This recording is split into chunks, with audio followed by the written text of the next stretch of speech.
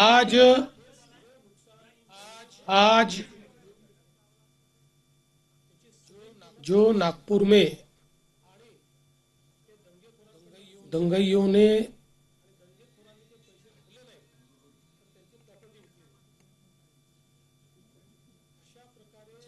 जिस प्रकार से दंगा किया,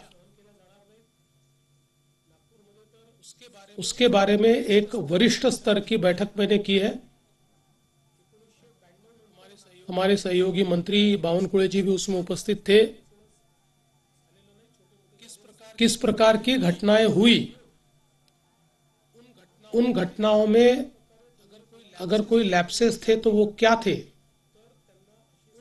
उन घटनाओं को किस प्रकार से रिस्पॉन्ड किया गया और घटनाओं के बाद अभी तक क्या कार्रवाई की गई, इसकी पूरी जानकारी मैंने प्राप्त की है। मेरे अपने कुछ ऑब्जर्वेशंस उस संदर्भ में थे, वो भी मैंने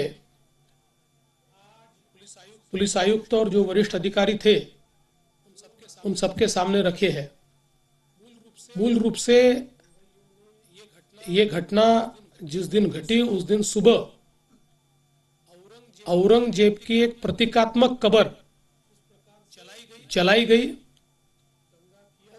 और उसको जलाने के बाद कुछ लोगों ने उसके बारे में कंप्लेंट भी की। पुलिस ने नियम के अनुसार उस कंप्लेंट को एंटरटेन भी किया, लेकिन बाद में कुछ लोगों ने सोशल मीडिया का उपयोग करते हुए पॉडकास्ट और पोस्ट के माध्यम से ये औरंगजेब की प्रतीकात्मक कब्र नहीं जलाई गई तो इस पर दरगाह की चादर लगाई थी और उसमें कुरान की आयतें लिखी हुई थी, उसको जलाया गया। इस प्रकार का एक झूठा प्रचार किया और लोगों की भावनाओं को भड़काने का काम किया। शाम के समय नागपुर के कुछ इलाकों में लोग जमा हुए और दंगाइयों ने पत्थरबाजी की, गाड़ियों को तोड़ा, दुकानों पर हमला किया और बड़े पैमाने पर नुकसान करने का काम किया। पुलिस ने भी अच्छी कार्रवाई की। 4, साढ़े 4, 5 घंटे में पुलिस ने इस पर पूरा काबू लाया। उसके लिए आंसू गैस के गोले छोड़ने की बात हो या अलग अलग प्रकार से जो कार्रवाई करनी पड़ती है वो सारी कार्रवाई पुलिस ने की, जिसके कारण इसको काबू में लाया गया। इसमें बड़े पैमाने पर पुलिस घायल हुई। पुलिस के हमारे डीसीपी लेवल के 3 लोग और कुल मिलाकर 33 पुलिस के लोग और कुछ सिविलियंस और सारे कुल मिलाकर 40 लोग इस प्रकार से इसमें घायल हुए। उसके बाद पुलिस ने इन इलाकों में कर्फ्यू भी लगाया। अभी उस दिन के बाद इन इलाकों में कोई घटना नहीं घटी है, शांति है।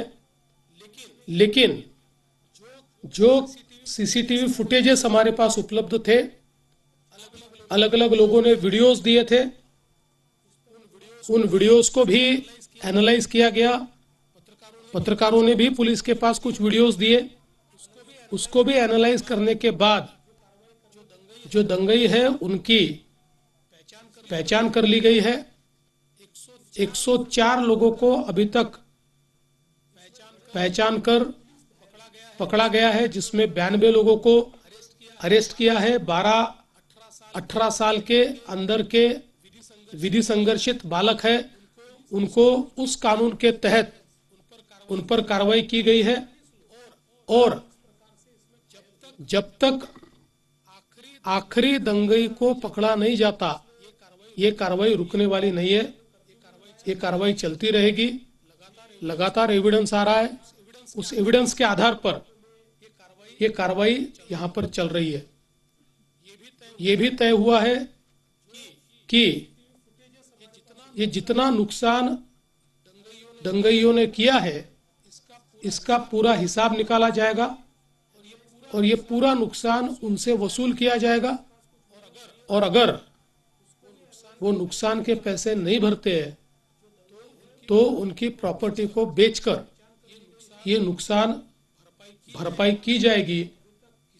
किसी भी हालत में इस प्रकार से किसी को दंगा करके दूसरे को नुकसान पहुंचाने की इजाज़त नहीं दी जाएगी।